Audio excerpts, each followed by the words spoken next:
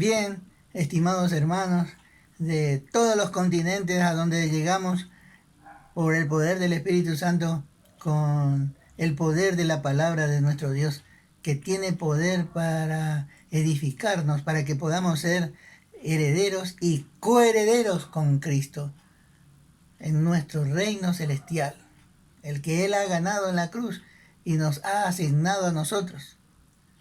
Necesitamos ahora crecer y alcanzar la estatura por la cual Dios nos llamó, para que seamos semejantes, para que alcancemos la misma imagen de nuestro Señor Jesucristo. Y así comenzamos. Estamos aquí junto al Señor, junto al Espíritu Santo, y nosotros, Nadia, Cecia y nosotros, como hemos dicho. Entonces ahora Nadia comienza con un verso. Porque de tal manera amó Dios al mundo, que ha dado a su unigénito Hijo, para que todo aquel que en Él crea no se pierda, mas tenga vida eterna. Juan 3:16. Porque no envió Dios a su Hijo al mundo para condenar al mundo, sino para que el mundo sea salvo por Él. El que en Él cree no es condenado, pero el que no ha creído, el que no cree al Espíritu Santo, de que Jesús ha venido, que ha nacido de María, que ha ido a la cruz, que ha sido muerto, que ha sido sepultado y que ha resucitado y que anduvo con los discípulos por 40 días. Bueno, ese es el que decide por sí mismo no ser participante de la gloria celestial, sino que decide por su futuro eterno para sufrir eternamente. Pero nuestro Dios ha enviado a su Hijo unigénito para que todo aquel que en Él cree no se pierda, mas tenga vida eterna. Y nos da una esperanza viva. Él es el Dios de toda esperanza. Y el Dios de toda esperanza nos llene de todo gozo y paz en el creer, para que abundemos en esperanza de alcanzar lo mejor por el poder del Espíritu Santo. Romanos 15:13. Bien, y así ya entramos entonces para considerar con sencillez de corazón, exponiendo algo, unas porciones específicas acerca de la esperanza de nuestro Dios, la esperanza que Él tiene luego de habernos dado vida eterna.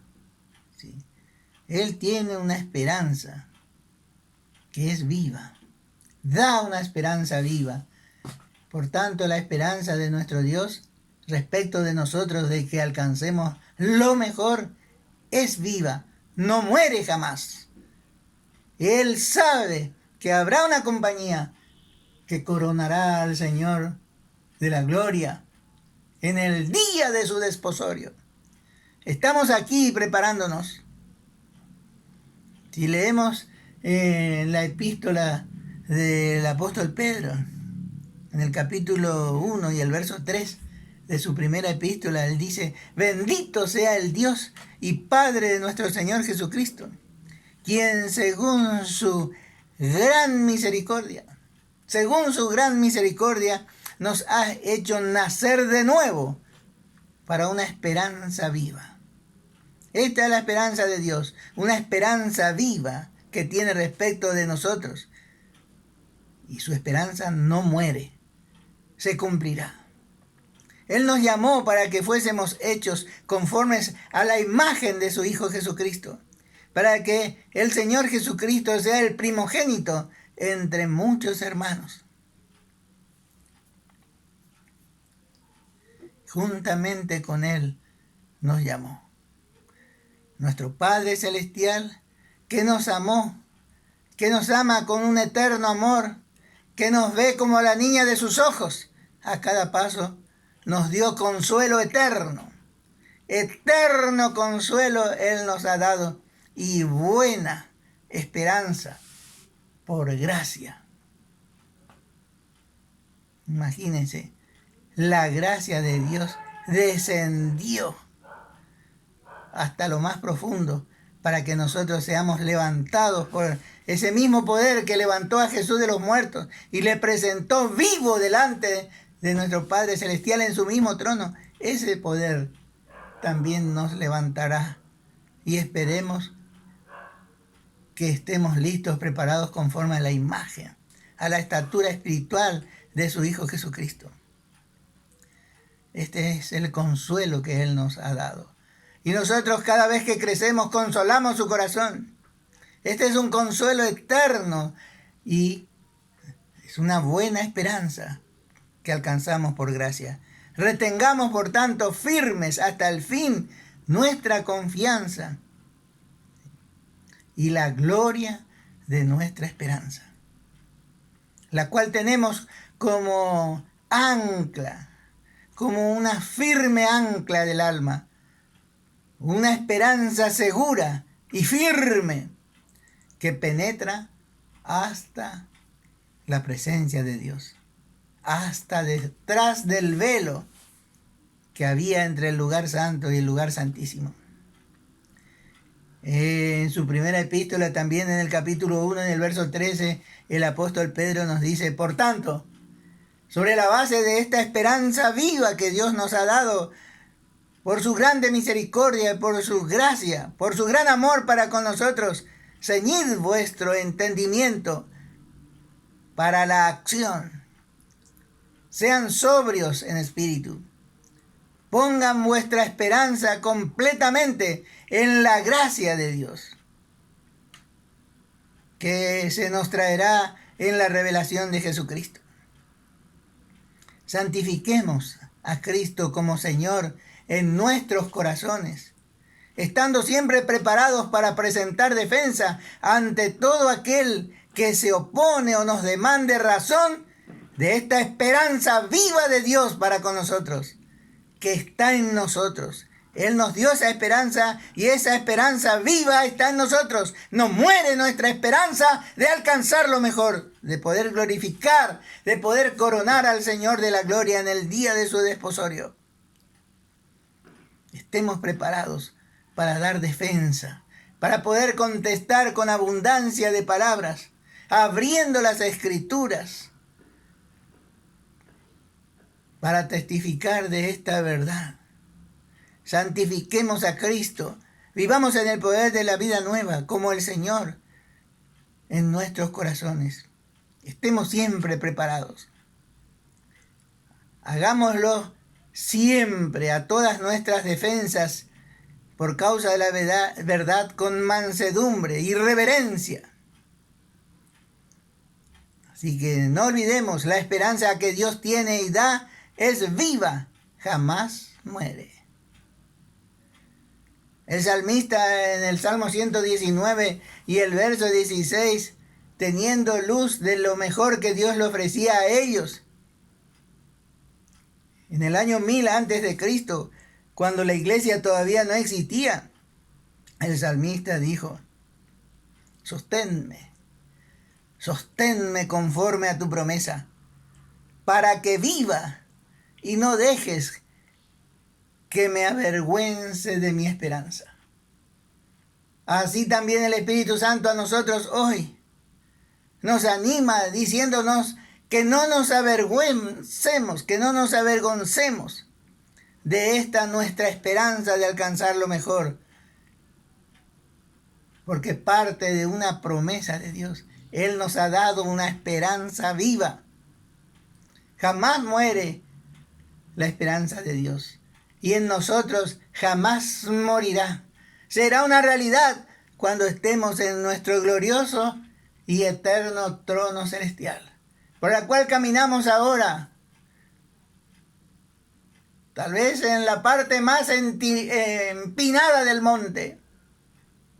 Paso a paso. Cada vez estamos más cerca de nuestro glorioso, de nuestro hermoso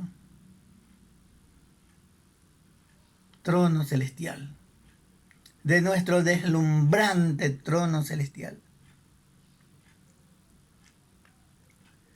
Como sabemos, En la epístola a los Hebreos, en el capítulo 1, descubrimos que Jesús es heredero de todo.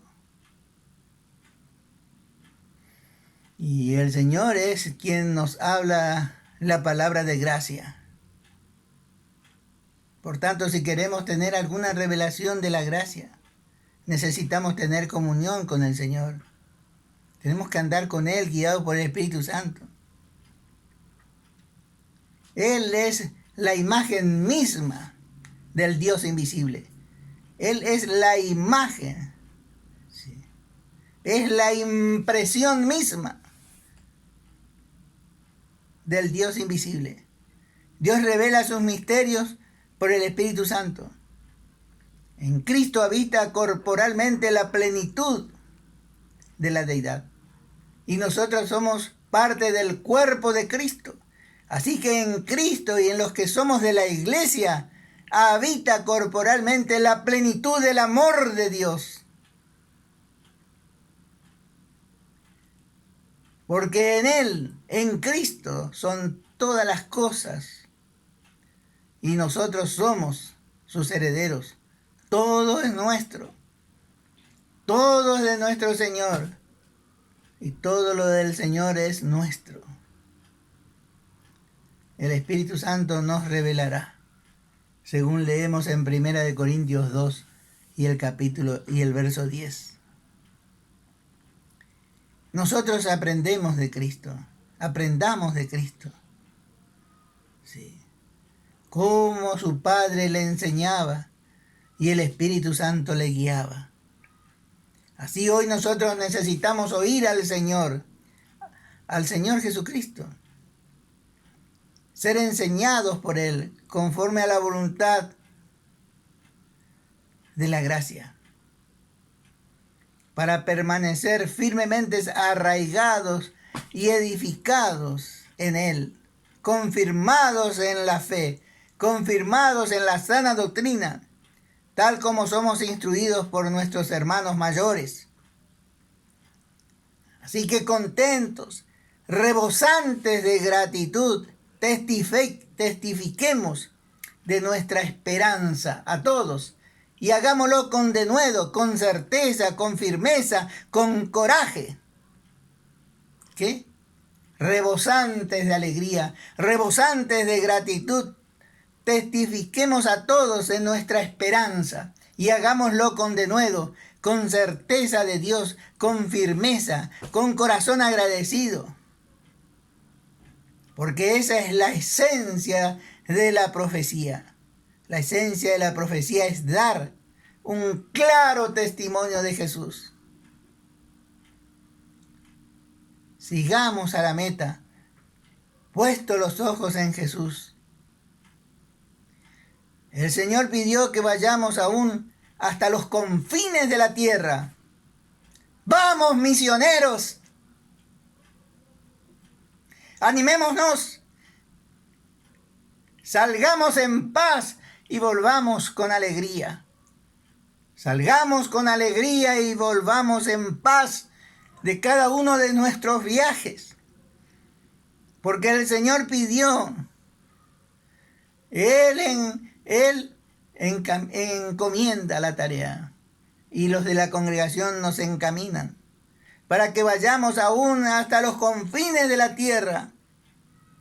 No olvidemos que Dios reunirá todas las cosas en Cristo. Así leemos en Efesios 1:10. La gloria de nuestro Dios es invisible al hombre natural, pero se hace visible la gloria de nuestro Dios por medio de su Hijo Jesucristo, por medio de nosotros que somos del cuerpo de Cristo. Todo aquel que es iluminado por el Hijo recibe la luz de la vida. Sin Cristo no hay luz, solo tinieblas. Testifiquemos de la salvación a los que no tienen, y a los que tienen salvación enseñémosle cosas más profundas. Sin Cristo, sin la doctrina de la gracia y gloria, no hay luz, solo hay tinieblas. Honremos al Padre y al Hijo, quien junto al Padre están en un mismo lugar de honor y poder. El Padre a nadie juzga, sino que toda la impartición de su justicia lo dio al Hijo, para que todos honren al Hijo como honran al Padre. El que no honra al Hijo, no honra al Padre que le envió.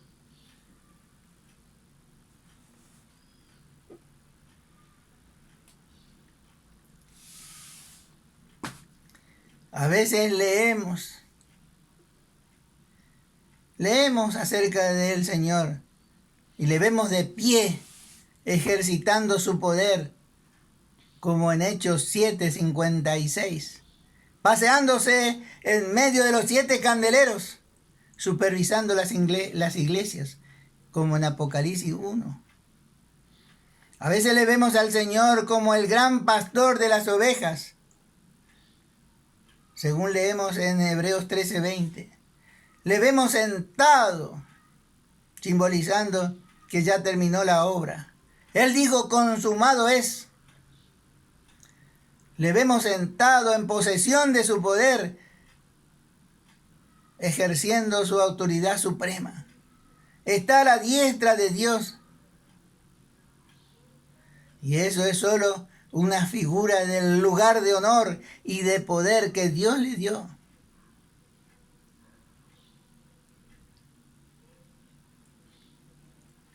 Leemos en el primer libro de Reyes, capítulo 2. Le vemos a Betsabé a la diestra de Salomón.